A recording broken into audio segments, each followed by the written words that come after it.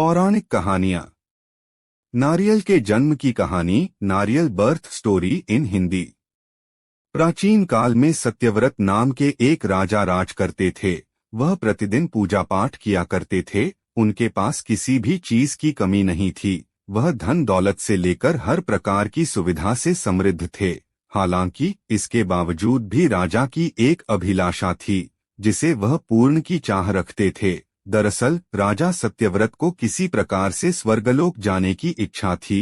वह अपने जीवन में कम से कम एक बार स्वर्गलोक के सौंदर्य को देखना चाहते थे, लेकिन उन्हें इसका मार्ग नहीं पता था। इधर दूसरी तरफ ऋषि विश्वामित्र अपनी तपस्या के लिए घर से बाहर निकले। चलते चलते वह अपनी कुटिया से काफी आगे चले गए थे। काफी समय बीत गया लेकिन वह नहीं लौटे। इस कारण उनका परिवार भूख और प्यास से तड़प रहा था। राजा सत्यव्रत को जब यह पता चला तो उन्होंने ऋषि विश्वामित्र के परिवार के पालन पोषण की जिम्मेदारी ले ली।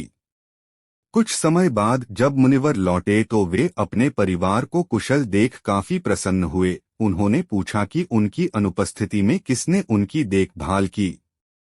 इस पर ऋषि के परिवार वालों ने बताया कि राजा ने उनके पालन पोषण की जिम्मेदारी उठाई थी। यह सुनकर ऋषि विश्वामित्र तुरंत राजमहल पहुंचे और राजा से मुलाकात की। वहां पहुंचकर उन्होंने सबसे पहले महाराज को धन्यवाद कहा। इस पर राजा ने ऋषि अपनी इच्छा पूर्ण होने का आशीर्वाद मांगा। राजा की बात सुनकर ऋषि विश्वामित्र ने कहा, बोलिए महाराज, आपको क्या वरदान चाहिए। तब महाराज ने कहा, हे मुनि, मुझे एक बार स्वर्गलोक के दर्शन करने हैं। कृपया करके मुझे वहां जाने का वरदान दें। राजा की प्रार्थना सुनकर ऋषि विश्वामित्र ने एक ऐसा रास्ता बनाया जो स्वर्गलोक की ओर जाता था। यह देख राजा सत्यव्रत बहुत खुश हुए। वह तुरंत उस रास्ते पर चल पड़े और स्वर्गलोक पहुंच गए।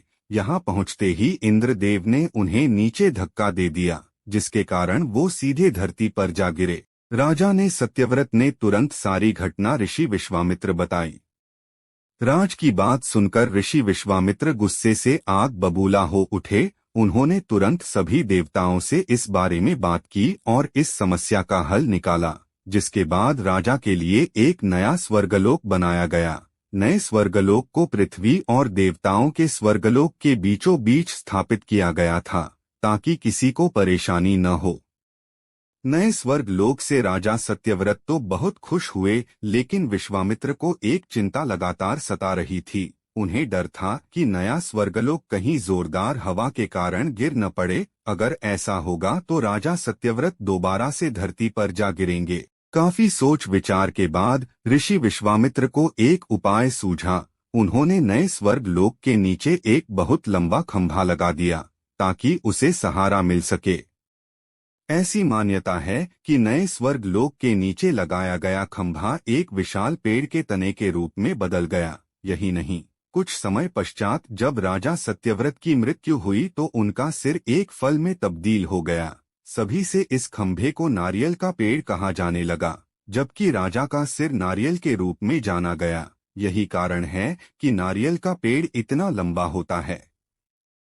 कहानी से सीख। इस कहानी से हमें यह सीख मिलती है कि अगर सच्चे मन से किसी की मदद करे तो हमारी हर ख्वाहिश पूरी हो सकती है।